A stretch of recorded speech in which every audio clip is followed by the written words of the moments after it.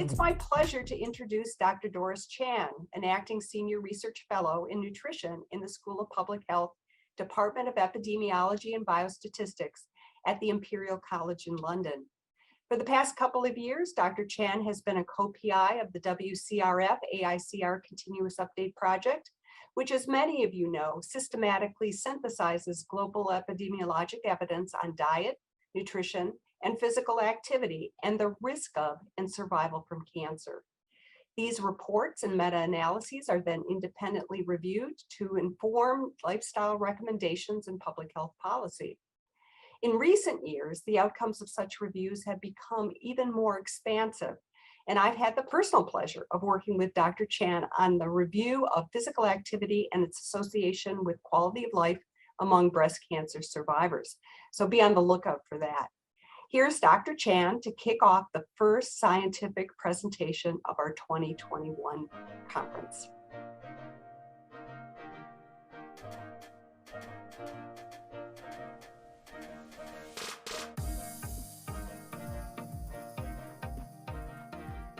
I'm Doris Chan. I'm one of the co-PI of the WCRF AICR Continuous Update Project.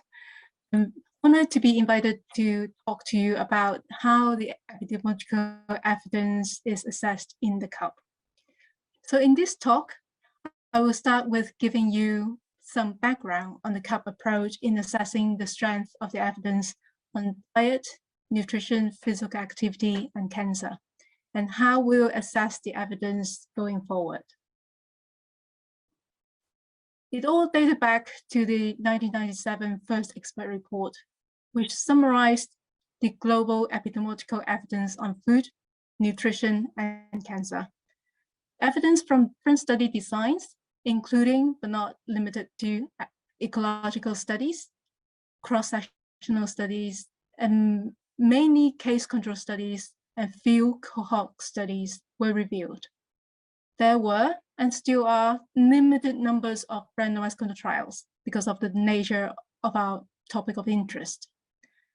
This seminal report was systematic, but the protocols were not transparent, and the categories for evidence judgment were not based on objective criteria.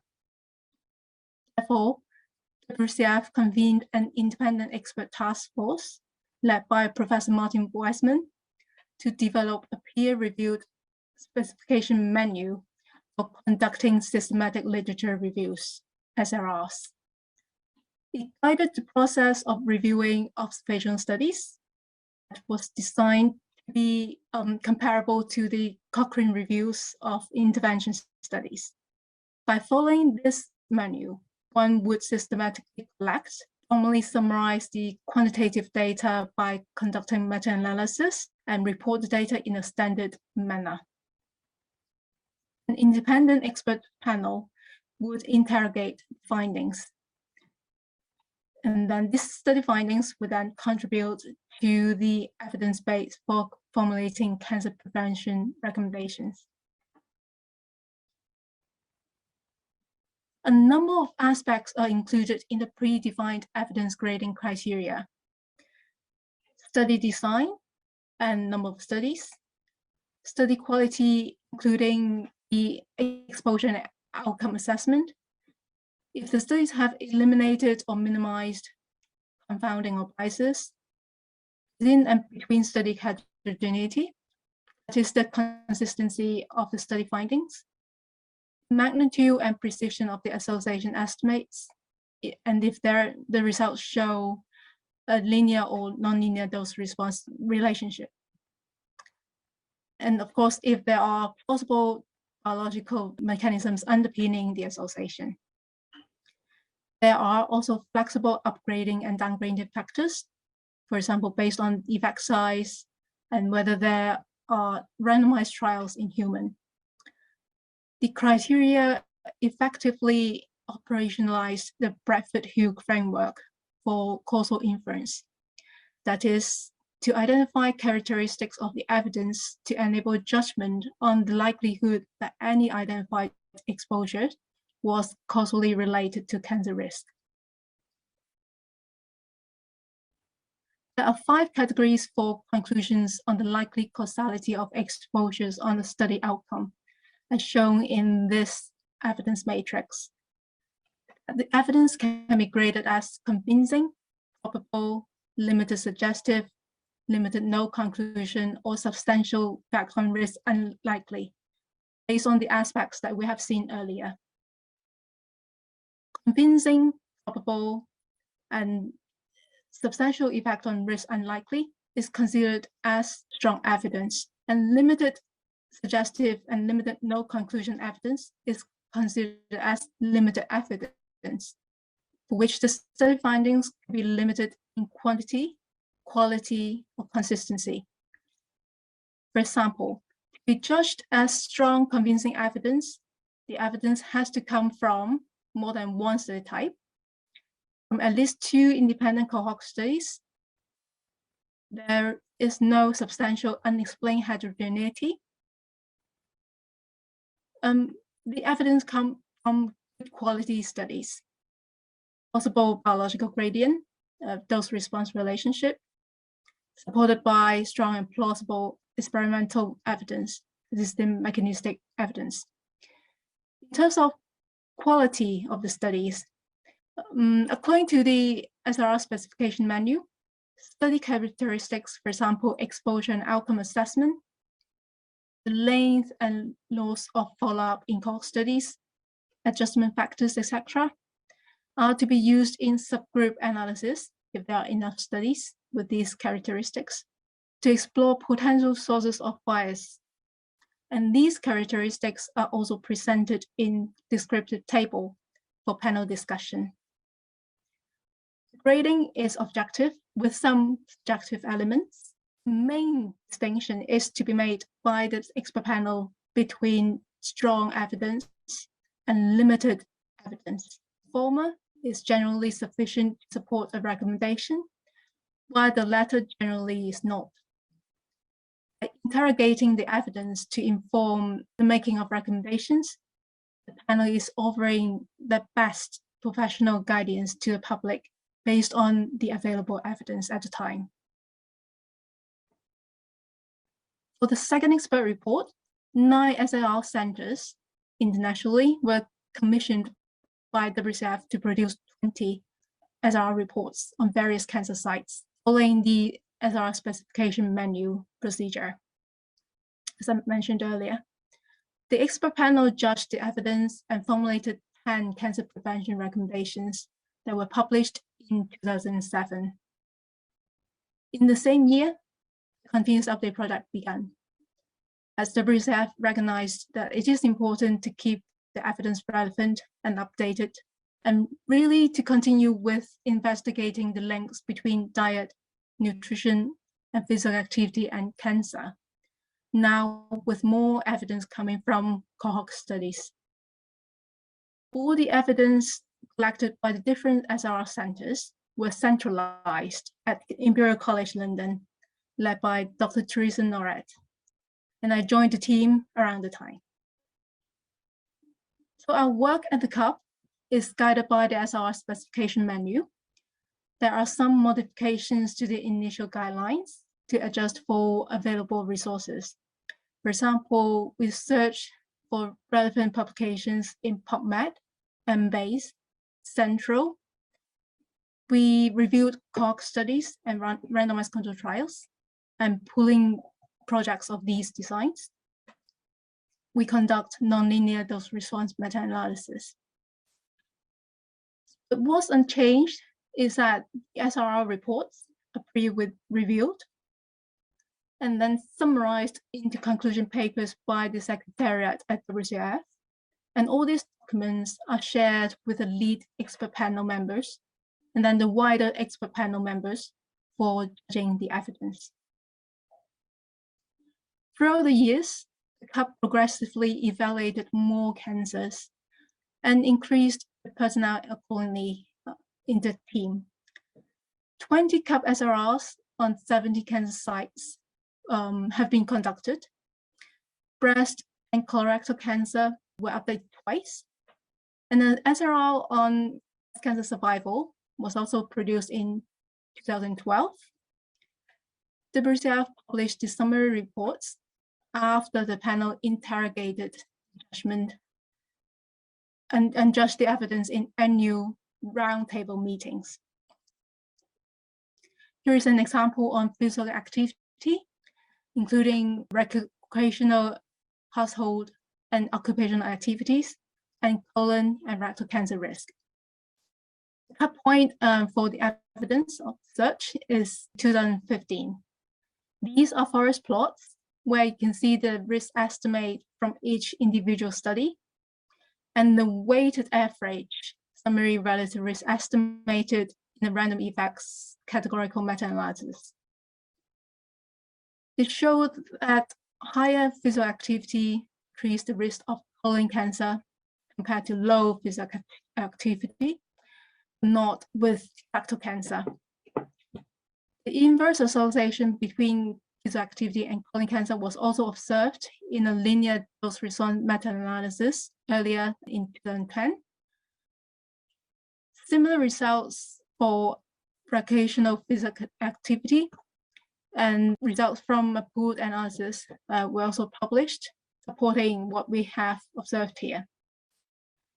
There were moderate heterogeneity. Studies generally demonstrated an inverse association. In terms of study quality, the studies were used multivariable adjusted models, and the confounders such as age, sex, body fatness, and BMI, smoking, alcohol, and other lifestyle factors were adjusted in the studies. Some even adjusted for family history of cancer.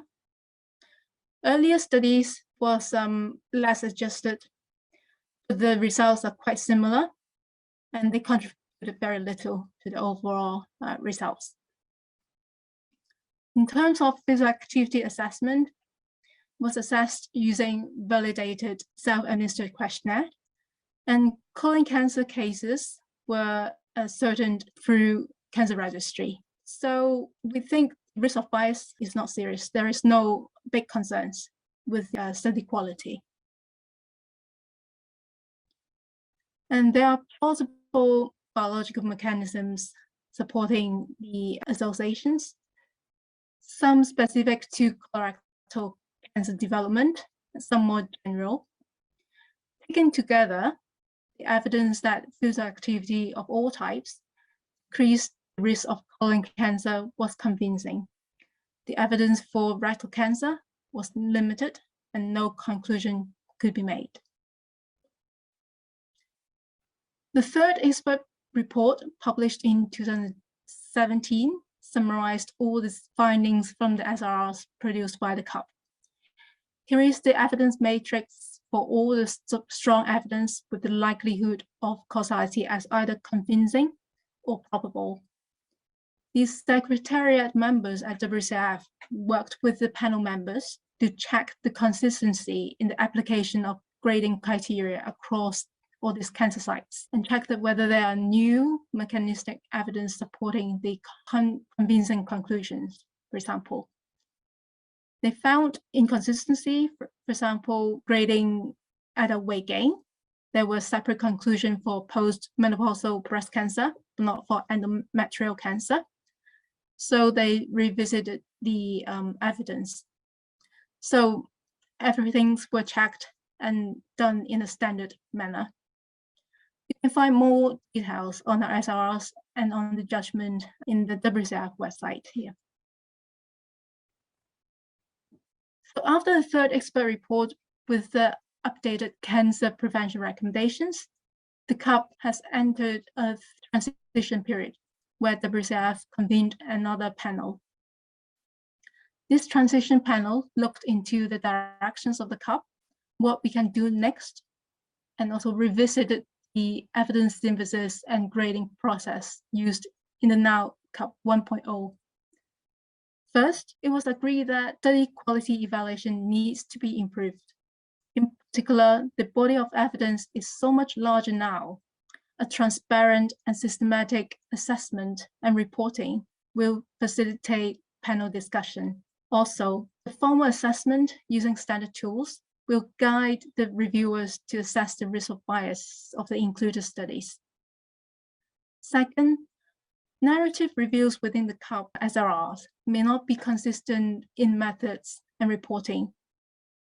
A formal narrative analytical of data can be conducted in an approach parallel to the quantitative summary of data in the meta-analysis. We can use this approach to synthesize the data of studies with a variety of exposure assessment methods, for example, dietary pattern methods, especially the data-driven dietary patterns.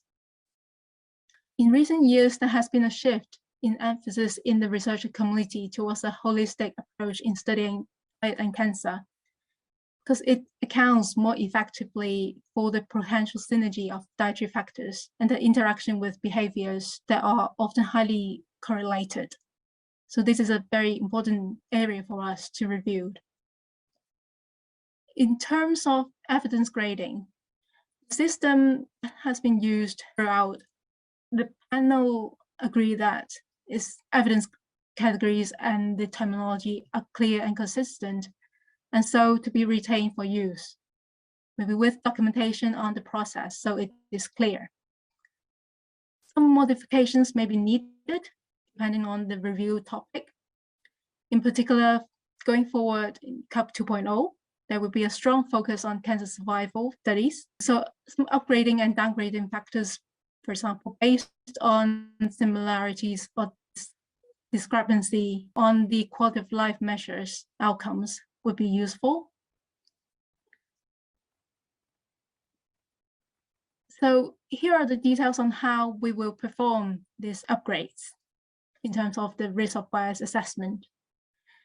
To review the randomized control trials, we opt to use the revised Cochrane risk of bias tool. This tool has been used widely and with general consensus is a very useful tool. We have tested this in the CUP when reviewing the evidence from randomized control trials investigating the effects of physical activity on health-related quality of life in breast cancer survivors. These domain-based tools assess the risk of bias due to randomization process, the deviations from intended interventions, missing outcome data, measurement of the outcome, and selection of the reported results. For a study to be judged as overall low risk of bias, all these domains have to be at low risk of bias. One issue is specific to the quality of life measures that I mentioned earlier, as they were reported by the study participants, which could be influenced by the knowledge on the exercise intervention, which was open labeled by nature. Hence, we also use objective measures on physical fitness or performance to aid our evaluation on the risk of bias in terms of the outcome assessment. So this is one of the few reviews that we have a large number of randomized control trials. But we normally work with observational studies. For observational studies, we will use the risk of bias for nutrition observational studies, ROB-NOP, to review the risk of bias. Other tools, such as Newcastle and Waterworth scale, but none of these tools are fully validated. This one, ROB-NOP, is developed by the USDA Nutrition Evidence Synthesis Review team based on the Robbins I tool and with some modifications made for use in observational studies of food, nutrition, and public health. So it's relevant to our review topics. It's a domains-based tool which assess the bias due to confounding, selection of participants into the study, classification of exposure, bias due to departures from the intended exposure, missing data, measurement of outcome, and selection of reported results. They're quite similar to what you've seen with ROB2. This is tailored for observational studies. There isn't an overall risk of bias, but regardless, we will evaluate the impact of each domain on the summary findings. We're also developing a tool in Excel to document the assessment and have outputs similar to what you've seen from ROP2. We're also putting together an internal risk of bias assessment menu specific to each research topic, so we can have objective assessment and to ensure our responses are consistent and repeatable. We'll list the common biases and confounding factors encountered in cancer incidence studies as well as survival studies. For example, in cancer survival studies, evaluating post-diagnosis exposures and mortality as outcome, for example. One problem is reverse causation. That is when undetected cancer progression or recurrence leads to changes in exposure of interest. In our menu, we'll have prompting questions to guide our reviewers to answer the questions. We'll ask whether the study was restricted to recurrence-free participants or excluded participants with advanced or metastatic cancer at the time of exposure. If the studies eliminated death within the first few years of follow-up or conducted lagged analysis, or if the study had a sufficiently long follow-up period, so undetected cancer recurrence would become apparent. These are the few examples of prompting questions that we can have to guide our reviewers in assessing the risk of biases. For confounding factors, we would have to pinpoint which one we should look for. In this case, we'll check that if the study was adjusted for age, tumor stage or grade, cancer treatment, comorbidities, smoking, and other cancer lifestyle factors, for example. So 2 reviewers will do the assessment, and if there is any discrepancy, a 3rd reviewer will try to solve the problem. Moving on is the narrative synthesis. Methodological foundation for conducting and reporting narrative synthesis in systematic reviews actually has been recently strengthened, and the transition panel has already developed a guidance document for the CAP to use. Narrative synthesis relies primarily on text, tables, and figures to summarize and explain the study findings. We may use alternative statistical methods to summarize the results from comparable studies. Narrative synthesis have 4 main elements. First, we would develop a theory on how the intervention works, why and for whom. Then we will conduct preliminary synthesis of the study findings and explore the relationship in the data. These will involve the initial description of the results, identification of any patterns in size and direction of the effects of all associations, any similarities or differences between the study results and the key aspects. We would use a key trend questionnaire to guide us to look for all these patterns.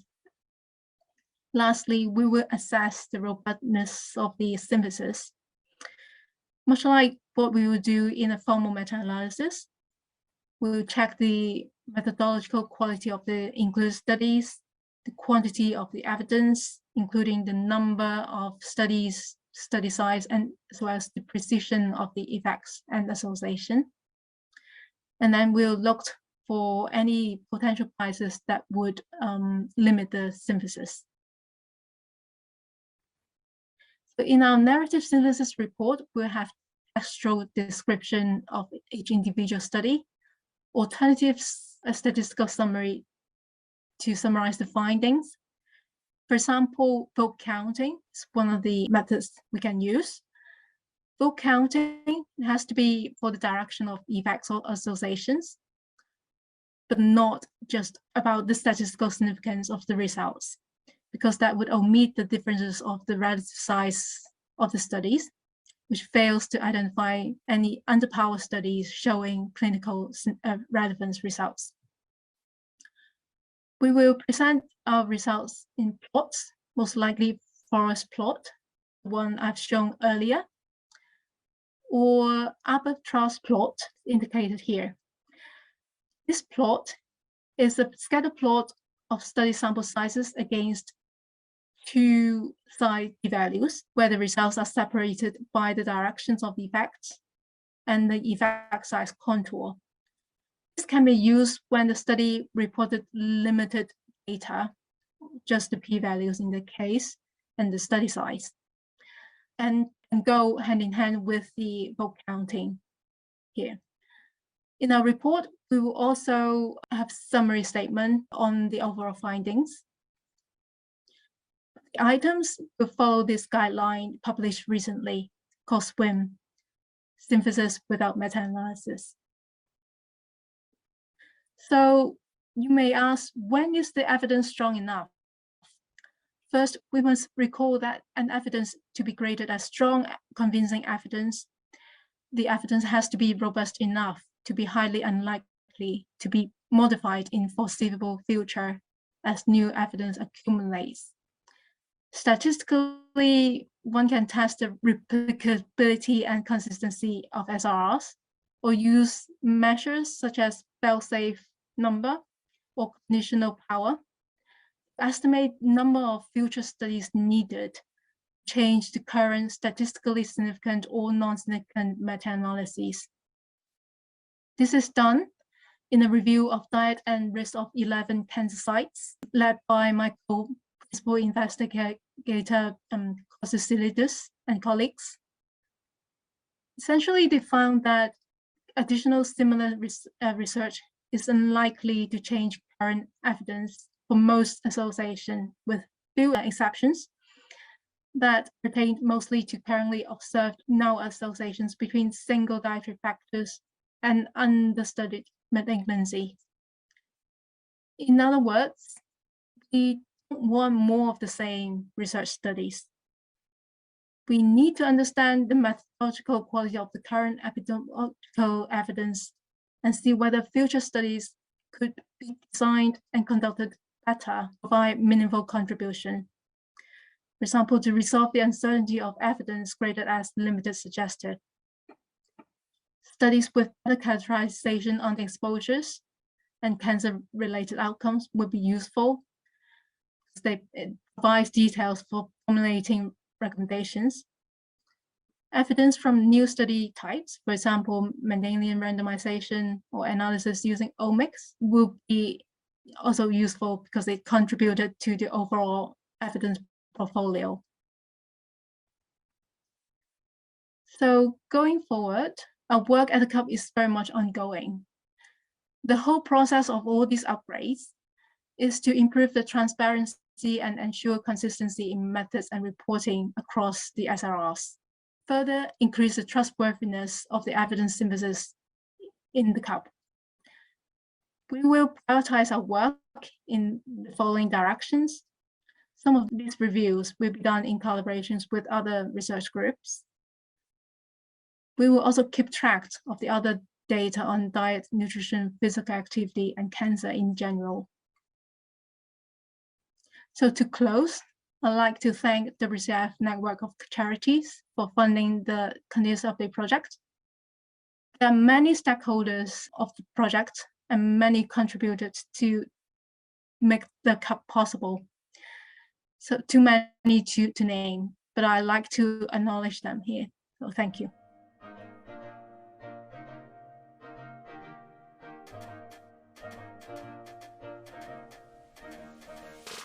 Next, we have Dr. Ed Giovannucci, whom I feel we all know given his extensive research in lifestyle factors in relationship to cancer.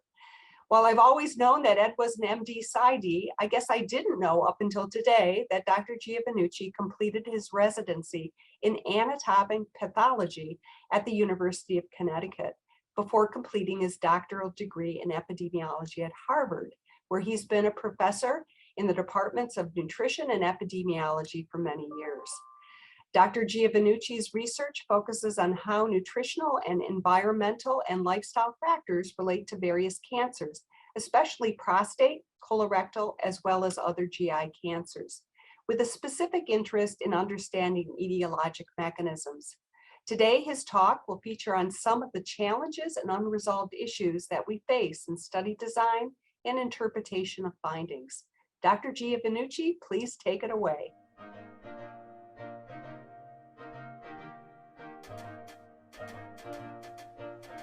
Hi, I'm Ed Giovannucci from the Harvard School of Public Health, and I'm going to be talking about the way we evaluate evidence in the study of diet and cancer, focusing on both the randomized trials and the observational data. So,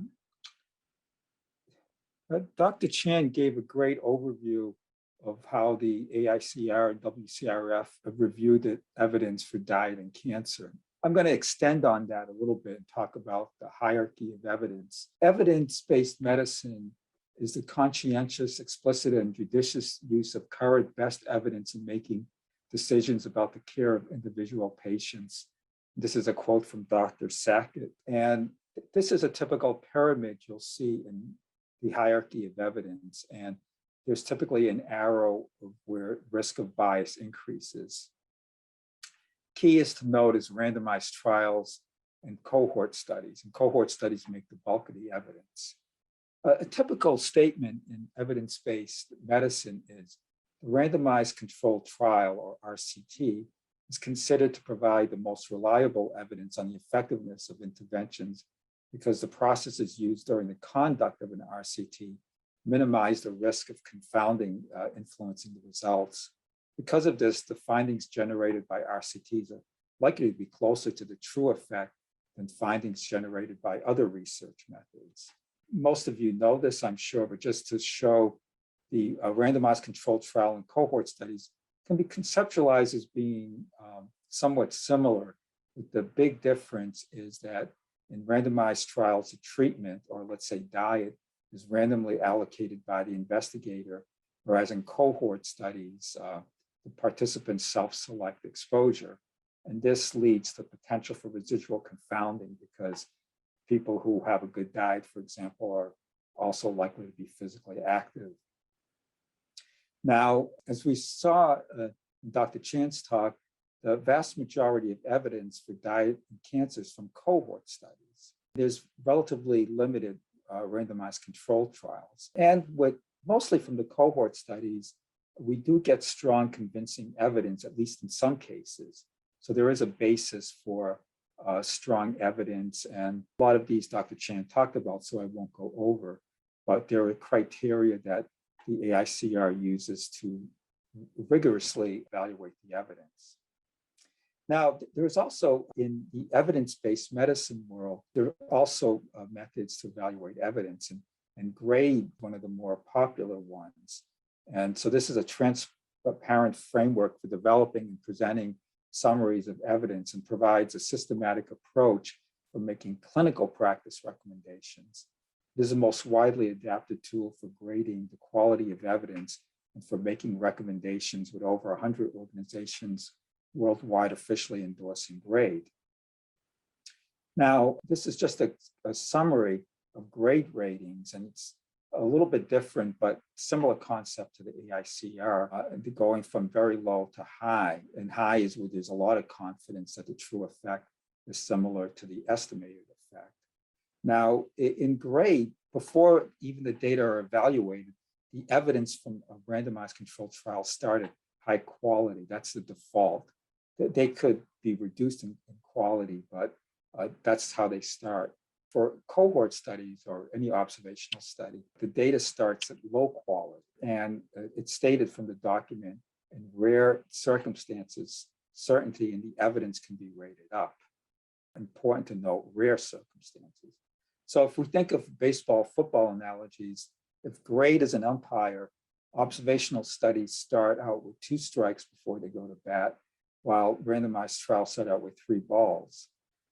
According to grade, randomization to reduce residual confounding isn't everything. It's the only thing. It's extremely important in the grade that randomized controlled trials are given priority. And some of this comes out in the practice of how it's used. And here's a quote from Dr. Guide, who's a prominent leader. And in fact, he's the person who coined the term evidence-based medicine. In this article in the Atlantic in 2019, here's a quote: when asked if doctors can advise people on even something such as whether a salad is healthier than a bowl full of sugar, responded that they should tell them that the quality evidence is low, so it depends almost entirely on their preferences. So we can't really tell people whether a bowl of sugar is probably something that they shouldn't eat. So the hierarchy of evidence approach is justifiable for clinical practice, such as drugs in specified situations, but is it applicable in a topic such as life course nutrition and lifestyle exposures and cancer risk?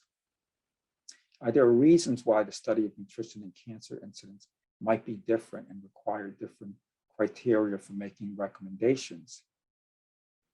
Now, this slide just summarizes some of the differences between drug therapy and diet and cancer. When we consider drugs, they're designed to treat a specific condition for a specified time period. The default is no drug, and there are little other human data to consider. And of course, we anticipate a benefit, and a double-blinded study is feasible. Diet and cancer is a little bit different. First of all, diets affect many things and not just one drug, one disease. The effect can be over a life course, artificially endorsing grade. Now, this is just a summary of grade ratings, and it's a little bit different, but similar concept to the AICR, going from very low to high. And high is where there's a lot of confidence that the true effect is similar to the estimated effect. Now, in grade, before even the data are evaluated, the evidence from a randomized controlled trial started high quality. That's the default. They could be reduced in quality, but that's how they start. For cohort studies or any observational study, the data starts at low quality, and it's stated from the document, in rare circumstances, certainty in the evidence can be rated up. Important to note, rare circumstances. So if we think of baseball, football analogies, if grade is an umpire, observational studies start out with 2 strikes before they go to bat, while randomized trials start out with 3 balls.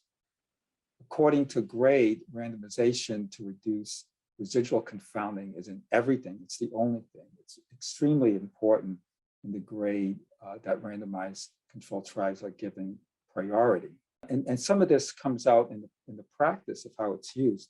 And here's a quote from Dr. Guide, who's a prominent leader. And in fact, he's the person who coined the term evidence-based medicine. In this article in the Atlantic in 2019, here's a quote: when asked if doctors can advise people on even something such as whether a salad is healthier than a bowl full of sugar, responded that they should tell them that the quality evidence is low, so it depends almost entirely on their preferences.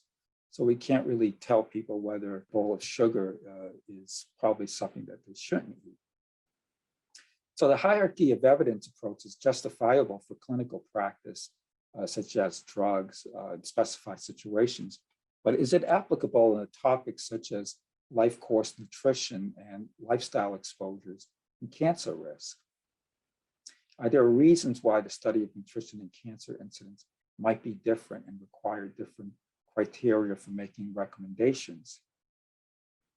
Now, this slide just summarizes some of the differences between drug therapy and diet and cancer. When we consider drugs, they're designed to treat a specific condition for a specified time period. The default is no drug, and there are little other human data to consider. And of course, we anticipate a benefit, and a double-blinded study is feasible.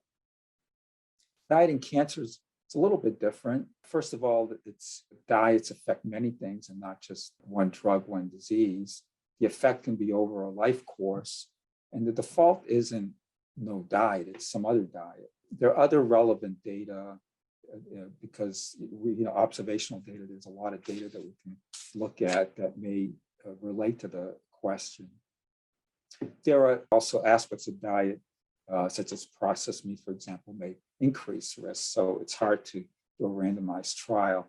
And not all aspects of diet can be put in a pill. And this slide just conceptually summarizes some of the ways we can think of diet. We talk about diet as it's a simple exposure, but we can look at it at different levels: energy balance, whole dietary patterns, macronutrients, micronutrients, phytochemicals that are not officially nutrients, but may have some effects. And then there are things like carcinogens and nitrates and processed meats, for example. So diet isn't a simple exposure.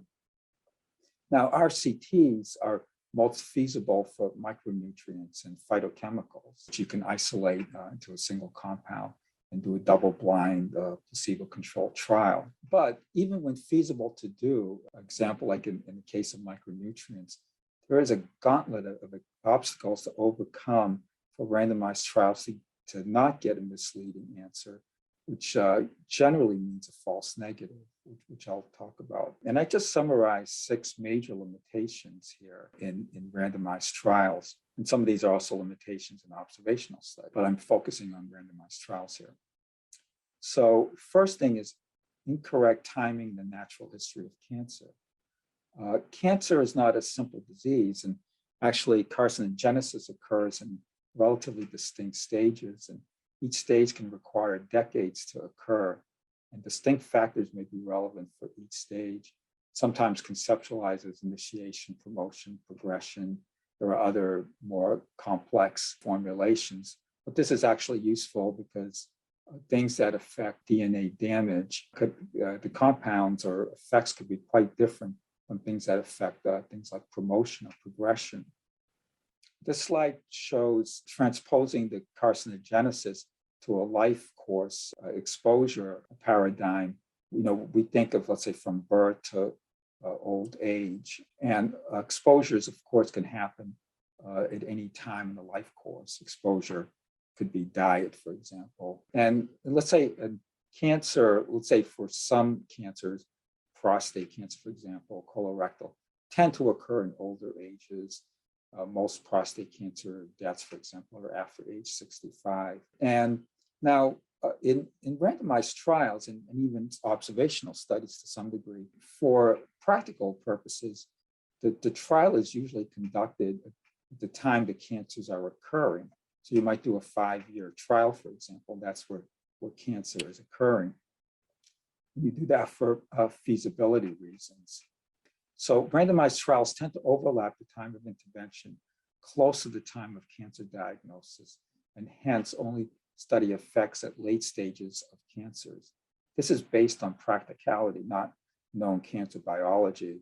In fact, many, if not most, established risk factors for cancer act at earlier stages and have long time lags before cancer is diagnosed, such as 20 years.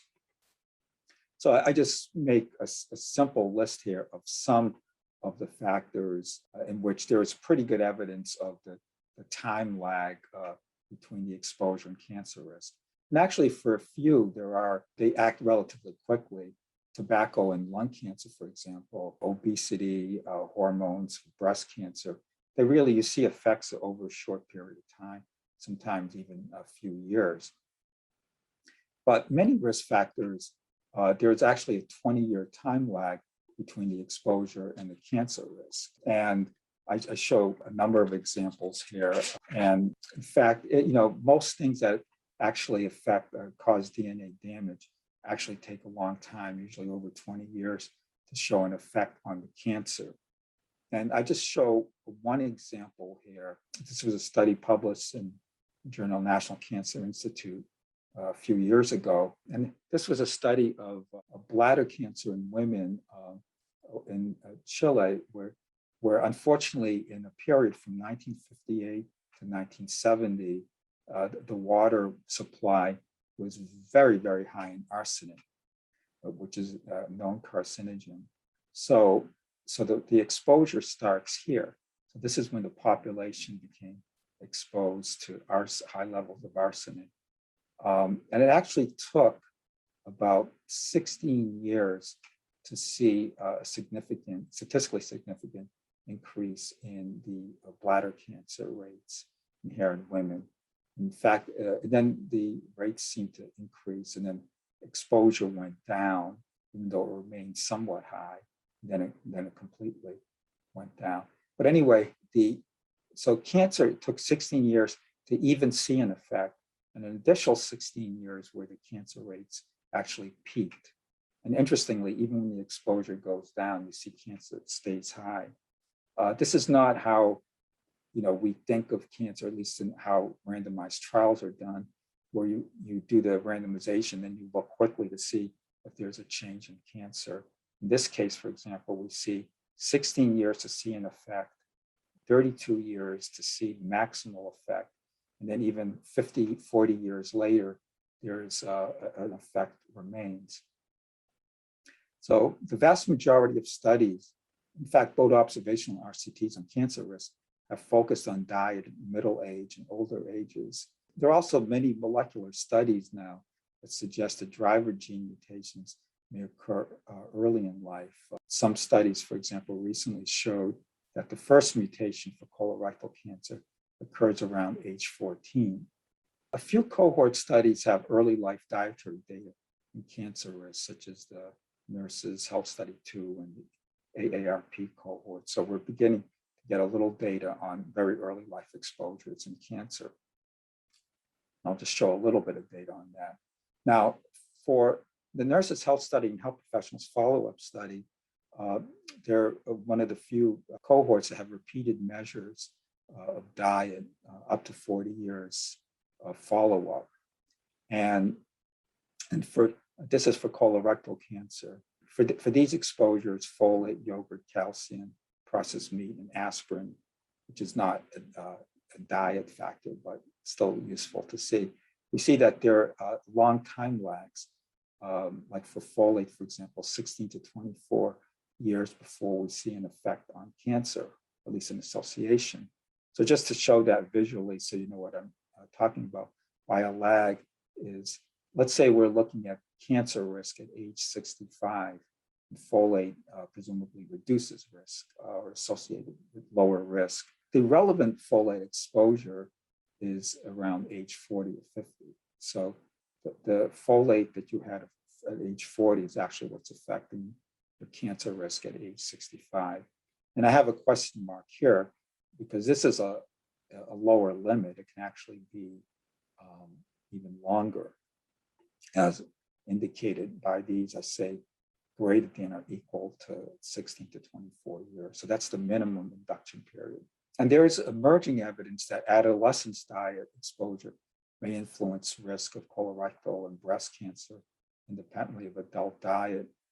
For example, we recently published that risk of colorectal adenoma, which is a cancer precursor, is associated with sugar-sweetened beverages and total fructose intake in adolescence, but not in adulthood.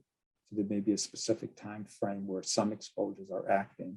And so think about this exposure is occurring in adolescence, but we don't see the cancer until adulthood.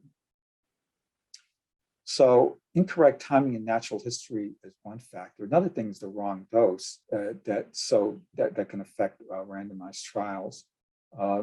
This is a study that probably many people would know, that where beta carotene was given to long-term smokers in the hope that it would prevent lung cancer. But not only did it not prevent lung cancer, it actually increased lung cancer. So men randomized to receive beta carotene had excess risk of lung cancer. The study was published in 1994. And this study was interpreted as saying, well, the observational data that indicated beta carotene may reduce risk of lung cancer were entirely wrong. Well, that's one interpretation, but we have to really look at the dose in the study. So in this slide, what I have here is the range of beta carotene that you might see, plasma beta carotene. For example, this would be the range if you like fruits and vegetables, and the bottom line is people who don't like fruits and vegetables. But this is the range that was given in the randomized trial. So the men who got beta carotene had about a 10-fold higher level than achievable through a healthy diet, and 30-fold higher than you see in a poor diet. So, I mean, imagine doing a drug trial where you were off 10 to 30-fold from the therapeutic range. I think you would probably get unusual answer for that drug. But in diet, we haven't really thought about that. A similar issue is the wrong population study, and I have replete here, and I'll demonstrate one example. This is calcium intake in colorectal cancer. And calcium is actually one of the makes it into the probable for the AICR recommendations for colorectal cancer. And this is a pooling project from many studies. And you see this linear dose response between calcium and lower risk of colon cancer. Now, there seems to be a threshold for benefit where beyond a certain level, you don't get much benefits of flattening. It's not like the more you have, if you just stuff calcium into your face, you're not going to get the relative risk of zero. Most things will have a threshold. And there was a women's health study, a randomized trial that looked at calcium in colorectal cancer. And the problem with that study was that the women at baseline already had an intake of 1,150 milligrams per day of calcium. And actually, they mentioned in the paper that the calcium in the whole group, whether you got placebo or the calcium in the trial, actually went up. So this is the range that was studied in the WHI, where people were already in the range where there was probably not going to be any benefit. If you're already getting enough, getting more isn't going to give you a benefit. So observational studies suggested that colorectal cancer risk decreased linearly, going from around 300 to 1,000 milligrams per day of calcium. But the trial measured an entirely different range beyond the therapeutic range. Insufficient duration of a trial. Here I use aspirin, which again is not a nutrient, but it has a nice illustration for this concept, where for aspirin, which had been shown initially in observational studies, that you don't see a benefit on colorectal cancer right away. In fact, it's a different study, women's health study, a randomized trial of 100 milligrams, 8-year treatment of aspirin. And this is a quote from the conclusions they first published in JAMA.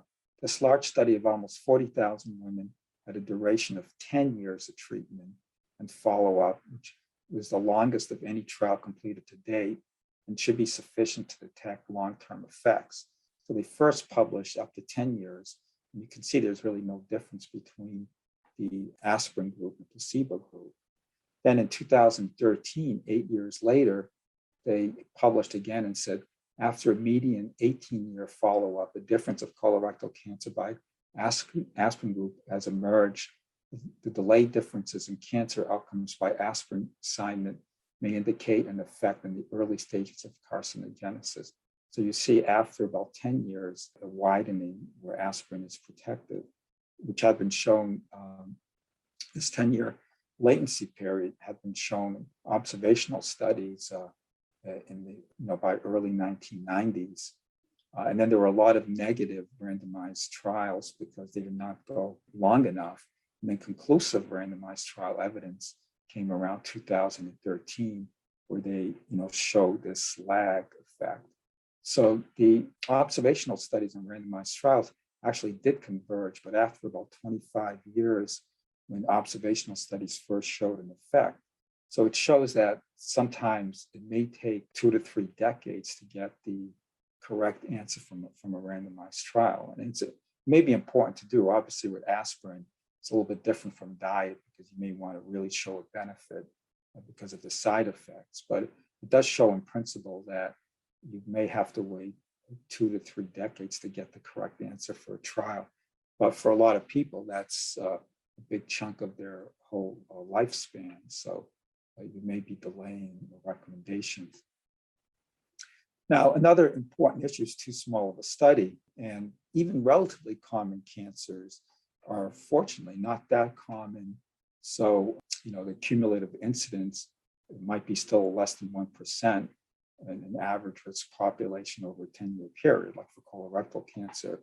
Hence, very large studies are often needed to detect the moderate side effects. This is an example from an observational study, a pooling project of prospective studies of diet and cancer.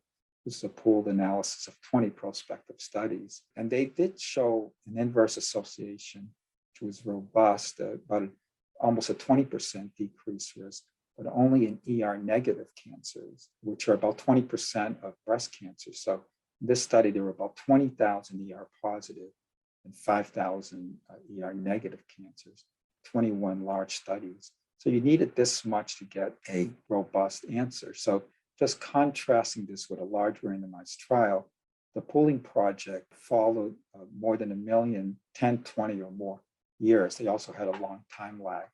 And they had about 25,000 total cases and 5,000 ER negative, which showed a robust 20% risk reduction. Now, a massive randomized trial, the Women's Health Initiative, which by randomized trial standards is massive, 48,000 women, but they still had only about 6% of the cases compared to the pooling project, and were limited to 9 years of follow-up or at least treatment.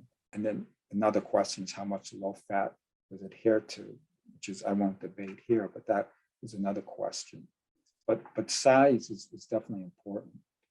And finally, poor adherence. And I just show one example here. I think there are probably many examples where randomized trials tried to change complex behaviors like diet over a long time. Mr. Fitt's study was a famous study. I think it was about $200 million in the 1970s, so it's quite an expensive study. And it aimed to decrease risk of coronary heart disease by a program aimed at controlling key risk factors for the disease, smoking, blood pressure, saturated fat, which I think are important for CHD. At the end of the trial, there was no significant difference in rates of CHD. And the authors, which I think correctly, said that the likely primary reason for null result is that the members of the control group had on their own began to stop smoking and eat less saturated fat, making differences in smoking rates and diet between the two randomized groups very small. So this was a massive, expensive randomized trial that probably did not get the right answer because of this convergence of lifestyle of the two groups. Now, if a randomized trial does not confirm an association seen in an observational study, the default explanation is typically that there was residual confounding in the observational study.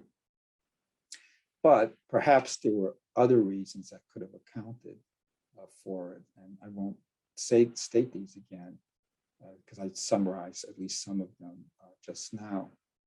Now, I don't mean to make this as a criticism of randomized controlled trial investigators. I conducted a randomized trial of folic acid and colorectal adenoma recurrence and had equivocal results. But at the end of the day, I had many questions. Probably the biggest one was that just as we started the trial of folate, the US fortified folic acid, national fortification. So everybody got really high levels of folate, and we were giving a high dose to begin with. So we were probably well beyond the therapeutic range of folate.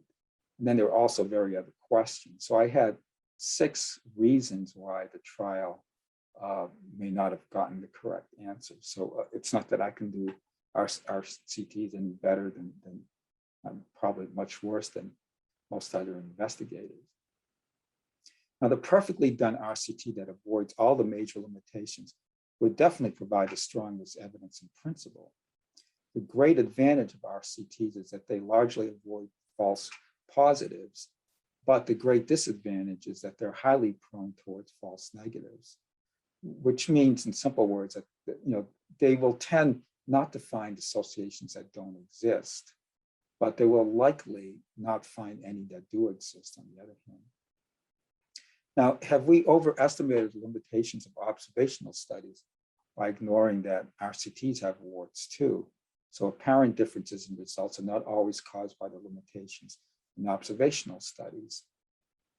Of course, it's hard to really know the answer definitively, but I'll take one example here with BMI, body mass index, which is one of the most robust findings from observational studies. The WCRF-AICR concluded causal associations for 13 cancer sites. They concluded causality based on the consistent observations and the supporting animal mechanistic studies. Now, whether that's true, we don't know for sure, but recent Mendelian randomization studies, which are a way of getting, a different way of getting at the question. It uses genetic variants as a proxy of the biological link of exposure. And it's generally free of confounding bias and reverse causality that may exist in conventional observational studies. And the findings from Mendelian randomization and observational studies for BMI, so genetic determinants of BMI, and the observational studies are really concordant. So out of 13 associations, there are 13 cancers, 10 are concordant. One, multiple myeloma, is probably underpowered for Mendelian randomization. You do need big studies. And the two ones that seem to be discordant are breast and aggressive prostate cancer. But these cancers, I think, are complex because breast cancer has early life BMI, which actually is seen in both Mendelian and observational studies. BMI actually has an inverse association. In adult, observational studies show a positive association with postmenopausal breast cancer. Mendelian studies do not. And I think I would bet a lot that observational studies are correct. Mendelian randomizations probably only pick up the early life effect and don't pick up weight gain postmenopausal. So I think in most cases, the observation Mendelian randomization studies give the same answer, at least for BMI. Now, Professor Ioannidis stated that at one time, with more research involving big data, almost all nutritional variables will be associated with almost all outcomes.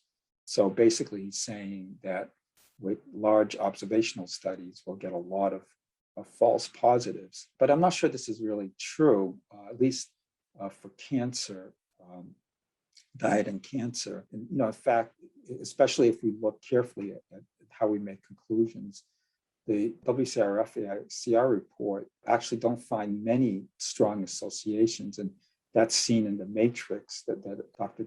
Chan showed earlier, where there, the most common factors, you see alcohol, physical activity, BMI, taller height is robustly associated with many cancers. So, most of these lighter colors are actually limited data. So there are actually very few data where we see, at least it makes the probable or convincing association. So I don't think that the current way we're doing it is going to give us a lot of false positive associations. So in finishing up here, I have like 2 more slides, summary slides, and it's focusing on future considerations. And I think compatible with EICR and WCRF priorities. Now, observational studies will continue to provide by far the most relevant information for most diet and cancer questions in humans. And very large studies are required for studying cancer subtypes, which is an important new direction. And I showed an example for ER-negative breast cancer.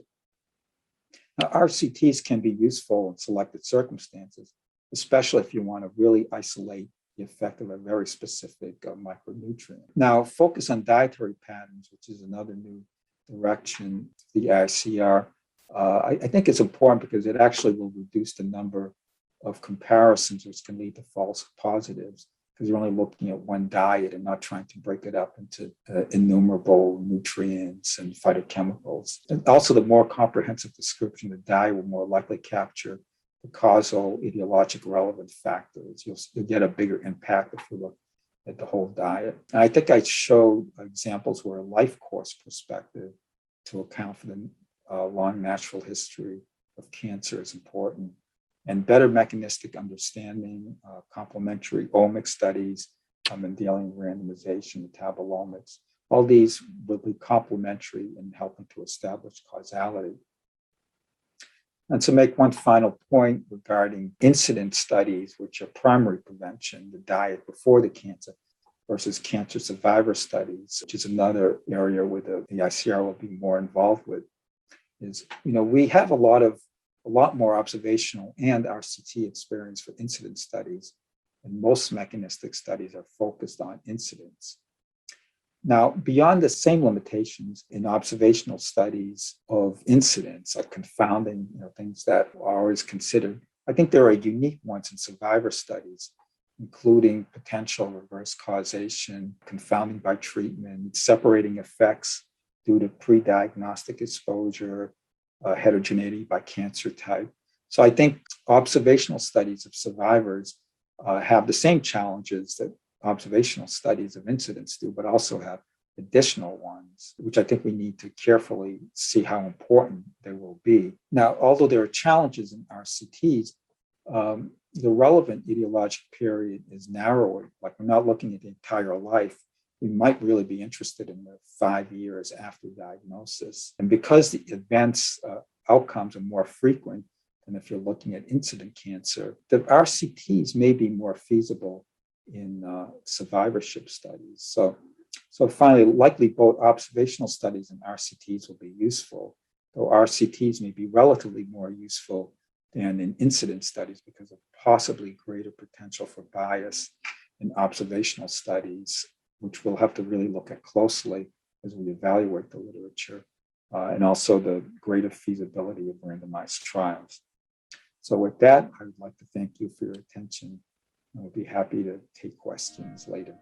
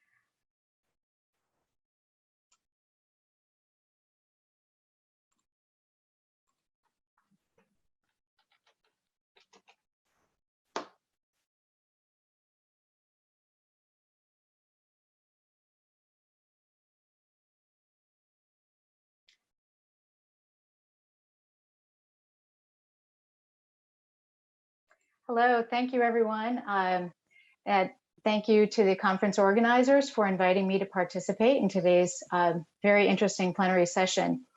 I will be briefly sharing the history and purpose of the American Cancer Society guidelines on diet and physical activity, both for cancer prevention and for survivors.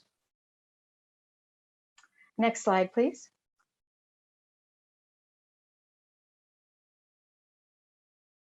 If you could move to the next slide, that would be great.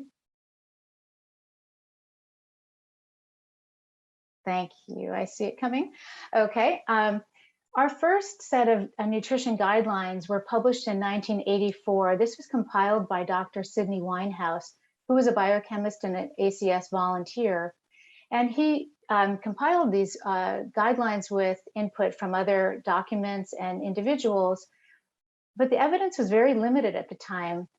Despite this, he notes that the ACS nonetheless believes that there's sufficient inferential information to make some interim recommendations that are likely to provide some measure of reducing risk. Since this first report, we have published guidelines 6 additional times, about every 5 to 10 years, to update the evidence as it becomes available. And I will share a little bit about our last set of guidelines in a moment. The next slide, please. Generally speaking, what our process is to identify whether changes, whether new evidence that has accrued since the last guideline requires changes to the previous one. The purpose of our guidelines are to inform our constituents, people who are the general public who is interested in learning how to prevent cancer, as well as cancer patients and their families. We also aim to educate healthcare providers working with patients. And another purpose of our guidelines is to serve as a resource for the society's programs, policies, and communications including communicating with the media. So in a sense, it serves as our position statement. Next slide, please. So our latest guidelines for diet and physical activity for cancer prevention were just published last August in 2020. And normally our procedure had been to conduct our own literature reviews, but between 2012 and 2020, the evidence had just vastly accumulated, including these large systematic literature reviews and projects like the CUP. So we, as always, we convene an expert panel of scientists in the relevant fields. And our step one for 2020 was to identify reviews from other agencies like the World Cancer Research Fund and the American Institute for Cancer Research, CUP, project, which had been published in 2018, which was really beneficial. We also identified reports from the International Agency for Research on Cancer, as well as the systematic literature reviews from the US Dietary Guidelines advisory groups and from the NESR literature review process for 4 major cancers. So then our step 2 was to identify any meta-analyses and pooled analyses that had been published subsequent to those reports. After that, we summarize the evidence and compared with our 2012 guidelines to determine whether or not changes were warranted. And this phase was involved participation from all committee members. And then we arrive at the guidelines. So next slide, please.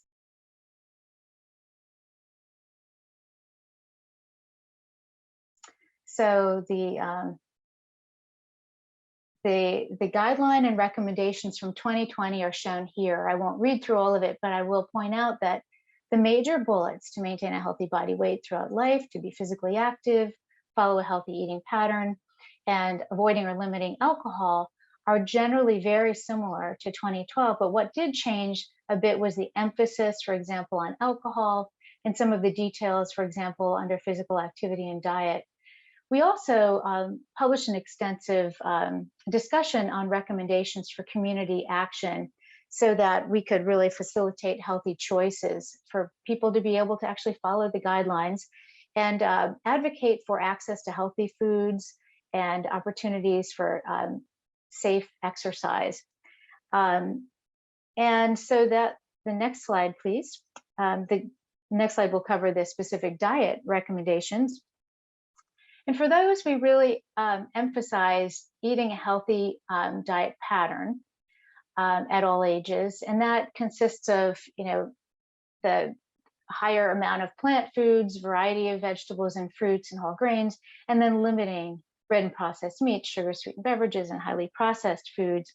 In addition, our guideline includes Q&As at the end.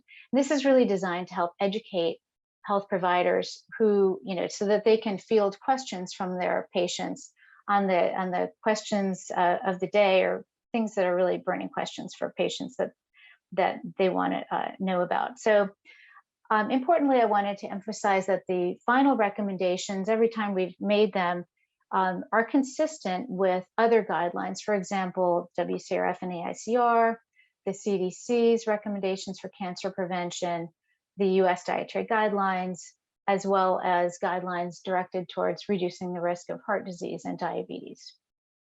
So next slide, please. We have also published guidelines for cancer survivors twice before. In 2006, was presented as a guide for informed choices with the aim of guiding patients and their healthcare providers at interpreting the science available at the time, which was rather limited. By 2012, the evidence had, the body of evidence was greater, and we were able to provide more specific recommendations to cancer survivors. So we have just recently undertaken a review of the cancer survivor guidelines. Next slide, please. This began with the usual process. We had a very large group of volunteers and committee members who helped to interpret the evidence and helped to write the report. Because this is currently undergoing peer review, I'm not at liberty to share the details at this point, but keep an eye out. We are hoping that this will be published perhaps spring of 2022. However, on the next 2 slides, I will discuss some issues that were identified by the group during this process that would apply to anybody studying the evidence for cancer survivors, including WCRF. So next slide, please. So some of the constraints, challenges, issues of developing diet and physical activity recommendations for cancer survivors are shown here. The data primarily are available for the most common cancers with the highest survival rates, and it's more limited for less common cancers and/or cancers with lower survival rates. Most of the studies are observational, and both speakers just presented compelling reasons why there are some extra levels of attention required for studying cancer survivors, the potential for reverse causality with recurrence or progression of disease. And many cohort studies have limited, if any, treatment data. So that's another consideration. BMI is the most common anthropometric measure currently in the literature. But as you know, BMI is a proxy for adiposity. It doesn't differentiate between lean and fat tissue or the location of adiposity. So healthy people may have higher central adiposity with metabolic abnormalities, putting them at higher risk of disease, and may have less lean body mass, putting them at higher risk of mortality. So going forward, it would be optimal to have more information on body composition in cancer survivors. Next slide, please. Some additional challenges are that for all relevant exposures, many, if not most, studies are based on data collected at or before diagnosis. There is a need for more evidence from diagnosis forward, as this is most actionable and this is what cancer patients want to know more about. And also to address points raised in the previous session, Dr. Giovannucci talked about randomized controlled trials in cancer survivors. I think it will still be hard to answer all of the exposure outcome questions that we have with cancer survivors with trials, although that would be optimal. But some things will never be evaluated, like how much alcohol can I drink, or should I be eating organic produce or other organic foods? And then finally, beyond making recommendations, how do we actually support behavior change? Cancer patients don't all meet the guidelines for cancer survivors, as is the case with the cancer prevention guidelines. So in some ways, it's just because people might be less likely to follow guidelines, but it also might be due to symptoms or late effects of their cancer or cancer treatment. And next slide, please. So I just want to end on a note by saying that diet and lifestyle are among the leading interest areas of cancer survivors. And although the evidence base is limited, we do have an evidence base to share with cancer patients so that we can help guide them on healthy food choices and activity choices that they make each day to optimize their health and their cancer outcomes. So with that, I'm done with my presentation. Thank you.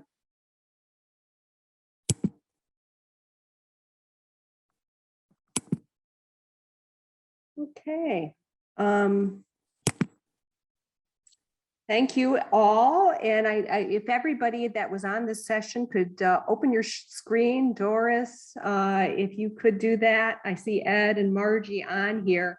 I am looking at the comments that have been coming in for this session, and I'm going to read them, and in cases where they are directed, do so, but in some cases it just opens up the floor here. So I'm glad to see that you will evaluate the dietary patterns in Cup 2. So dietary patterns being a more of an emphasis than specific micronutrients or foods. Will you use the narrative review for both a priori and empirical derived scores? Would pooled analyses of uniform calculation and analyses of dietary patterns be evaluated using quantitative criteria or narrative? So I think this is probably a question more for Doris, but Ed could join in this too.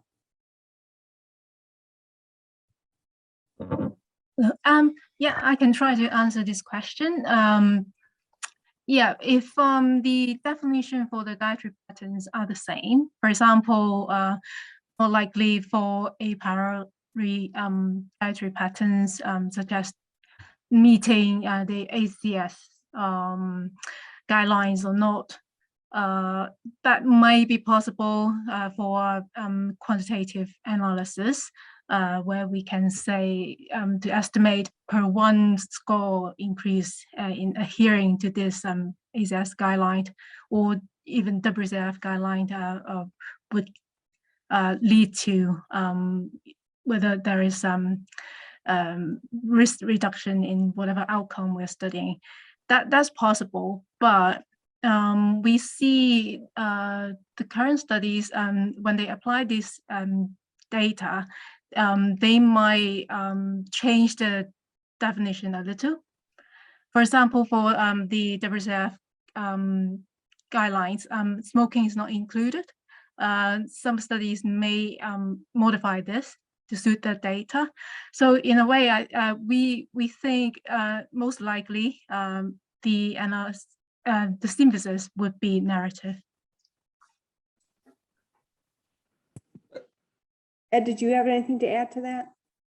Yeah, no, I think that I agree with the response. The only thing I'll add is that it's going to be a really like almost a case by case basis. Like for example, let's say Mediterranean diet. It may be defined in a similar way in different populations, but if the populations are so different, like Mediterranean diet in Sweden probably means something different from Mediterranean diet in Spain.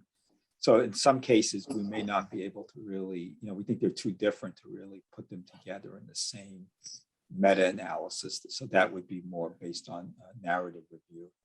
I'll also advertise, we have a whole session on dietary patterns in November 17th. Yeah, that's correct. And not only is the diet conceivably different between the Mediterranean diet in Sweden versus Italy or wherever, but the basal diet that you're comparing it to would be so much different if you looked at it in a different population as well. So it would be a considerable difference. It's a challenge. Move on to the next question. And I think this is a question for Ed. Have you considered formally evaluating studies of dietary biomarkers and cancer outcomes as a main exposure? You mentioned incorporating omics, and I'm wondering if it is primarily for mechanistic studies, or would it include some sort of ongoing work for dietary biomarker development? Yeah, I mean, I think the AICR, WCRF do summarize studies on biomarkers. So for example, plasma or serum-based studies of alpha. Ed, you may want to get maybe a little bit closer to your microphone. I don't know.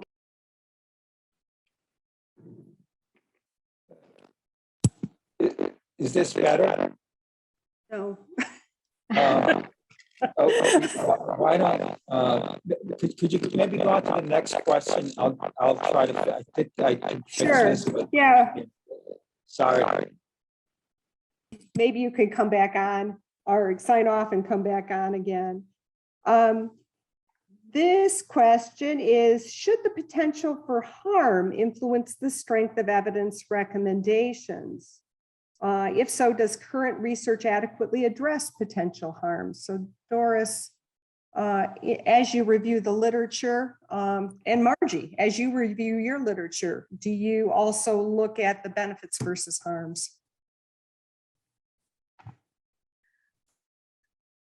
I believe there are not much information on that side about harm.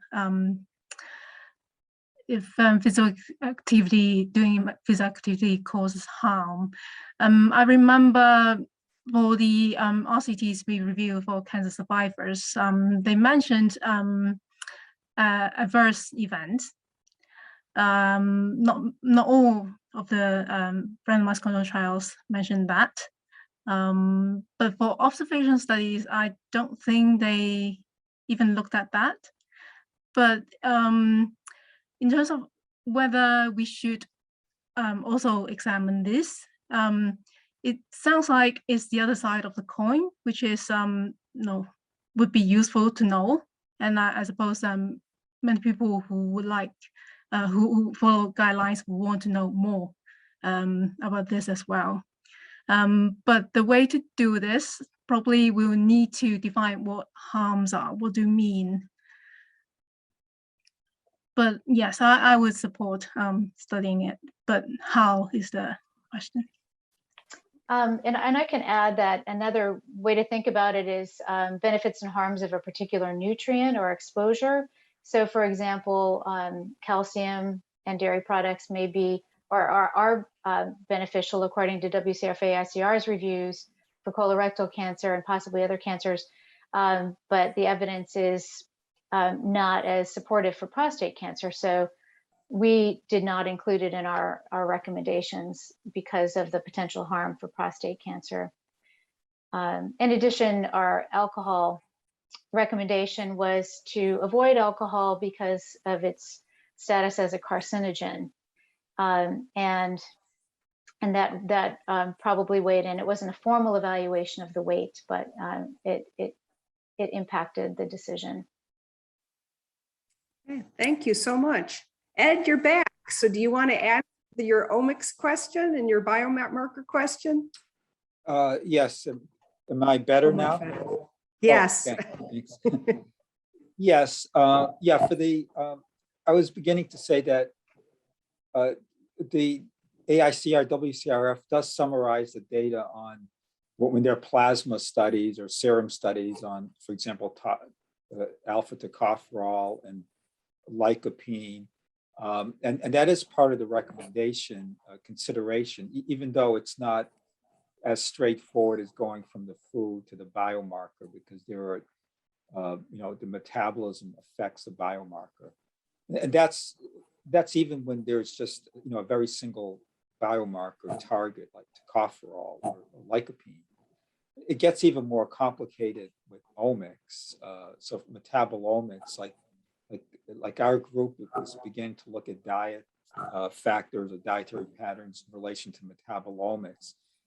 And it gets very complicated because a lot of things affect the metabolomic, and there are multiple metabolites that you look at. And, we think of it as a signature for diet, but it may not be that straightforward. So I think at this point, omics studies, I think could inform a lot on looking at different dietary factors or patterns. But I think we're still a ways from conceiving them as direct measure of diet. So I think they'll contribute to the knowledge base, but I don't know, for example, how you can do a summary of studies on metabolomics and then just go directly to a diet saying, oh, this supports this diet. I think there's going to be a lot of synthesizing, but I think they will be part of the database and evaluating the data, but it's not as straightforward as just looking directly at the food or nutrient and the cancer outcome. Yeah, well, thank you so much. And being a interventionist and doing a lot of interventions in cancer survivors, and then also being part of the initiative that Doris is leading on quality of life and physical activity. Ed, you pointed out about the randomized controlled trials and how they're not necessarily the godsend or they still have limitations to them. And the two limitations that I would like to point that I guess was more concerned with as we were doing this synthesis of physical activity and breast cancer and quality of life is the fact that you really are unable to blind individuals as to the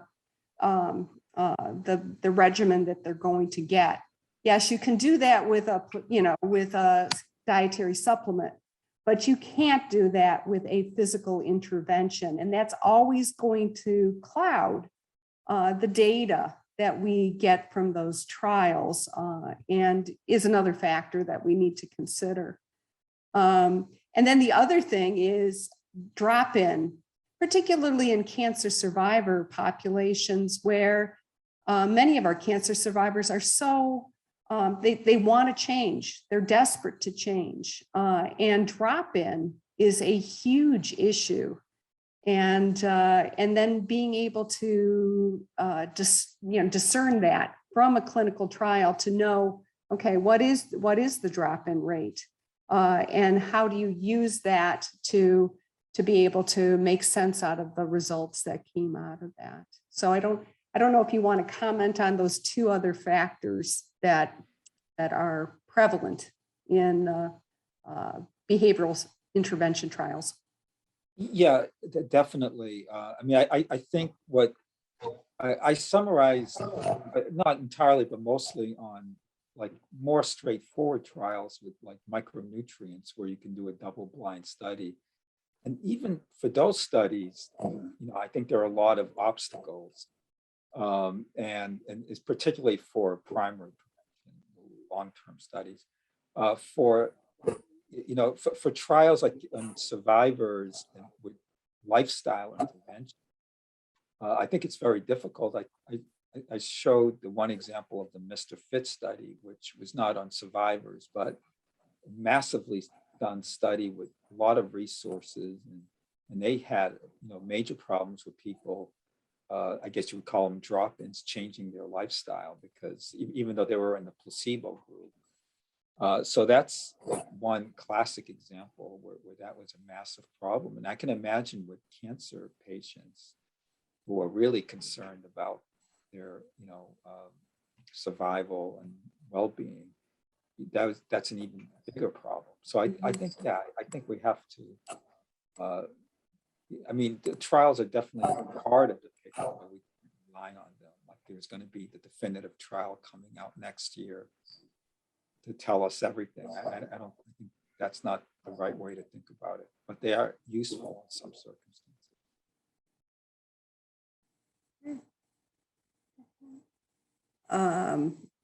Okay, well, I'm opening the floor to any other last comments that people want to make on this session, or any other last questions that have arisen.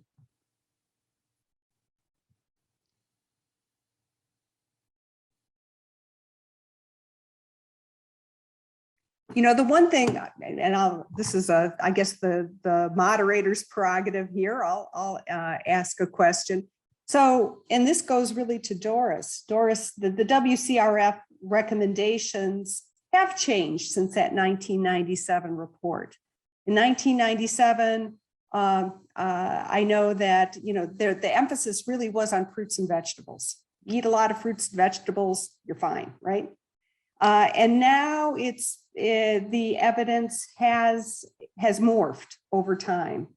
And now you propose that when you do make a recommendation, you do the analysis just to see how durable that response is. Do you want to comment on how things have changed over time and what you think the strengths are now as opposed to when these guidelines first came out?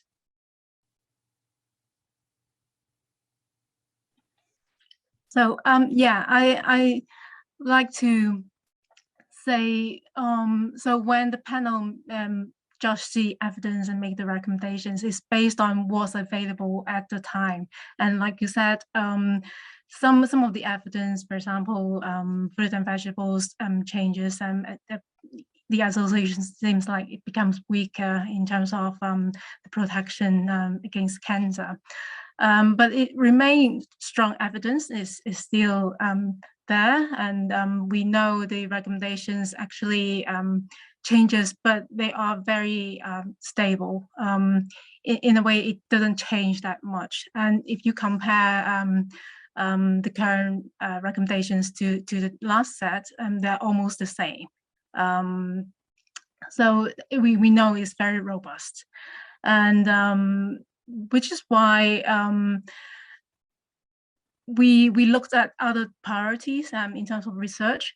But another thing to add is that although the recommendations are for each food items, there are something that also on body fatness, physical activity, but you have to see it as a whole package, which is also why we are going for this holistic approach of analyzing the evidence.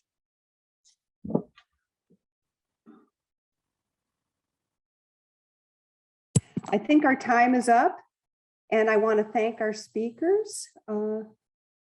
I think so. I'm seeing some puzzled looks, and I'm hoping I'm not the only person here. So Nigel, feel free to break in. I also saw that there may be some other comments that came in on Google Docs, but I can't see, quite frankly, I can't see them. So Nigel, if you know this, please unmute yourself and feel free to take my space. If you're happy to ask some additional, to answer some additional questions, partially to make up for the time that we lost with the interruption. So there is a question about the level of adherence to recommendations in cancer survivors. If you can see that one. I cannot, so. And there's also a question if you could clarify what's meant by drop-in. It was slightly clarified by Ed, but if you could clarify that. Okay, I will clarify drop-in because it happens a lot on my studies. So particularly with men with prostate cancer, they get assigned to the usual care group and they want none of it. So they basically read up on the what the trial is, and then they go and they proceed with doing what they think we are going to recommend. So if it's more exercise, they exercise more. If it's weight loss, they try to lose weight. Now, granted, they are not as successful as, or many of them aren't as successful as what we propose in our interventions, but they do lose weight and they do become more active. So, so that is what's meant by drop-in, when the individual who participates in the clinical trial begins to modify their lifestyle or their diet or exercise so that it mimics what the experimental condition is.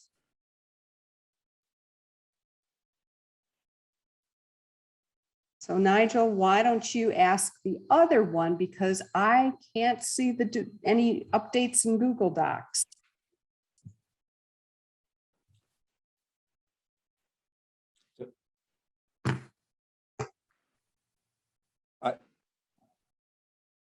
If you can hear me, I could see one question. Can you hear me? Yes, we can hear you, Ed. Okay, thank you.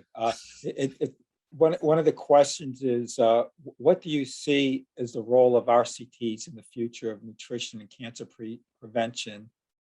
From the two talks, it seemed that they may not be the most fruitful investments of time and resources. Well, it's a great question. I think we have to, reevaluate at least the large, like RCTs. They're very expensive, take up a lot of resources, and don't often get the ideal answer for the many various reasons. I think in survivors, Wendy brought up some major issues. And I think those are important, but those may be a different set of issues than the ones that I focused on. The studies at least have the advantage that they can be more feasibly done with smaller numbers and shorter follow-up time. But they do have the practical problems. So I don't think we should rule them out, but I think we need to find out better ways how to do them. For primary prevention, I think I still don't know what the role of trials is. I'm not sure that they're going to be that useful in general. You know, if there's still some cases. I mean, I think like for vitamin D, for example, there are very interesting results on cancer mortality from some of the large trials, particularly the VITAL study that suggested that vitamin D given pre-diagnostically, before diagnostic, it reduces cancer mortality. So I think, you know, there is some potential, but I think we have to look at case by case. Ed, can I just add, what about doing trials with intermediate markers if as they become available? Yeah, those are potentially, those are potentially useful too, you know, even though they are like, there's no good intermediate marker that will give you the definite answer on cancer. I think they could be complementary because there are, you know, still many steps and you know, there's no marker that I know of that will give you a definite answer on cancer. You can look at like biomarkers like inflammation or things that we think are related to cancer. Those are useful. I think they're complementary to the body of evidence looking directly at the risk factor and the cancer outcome. But yeah, I think those could be useful.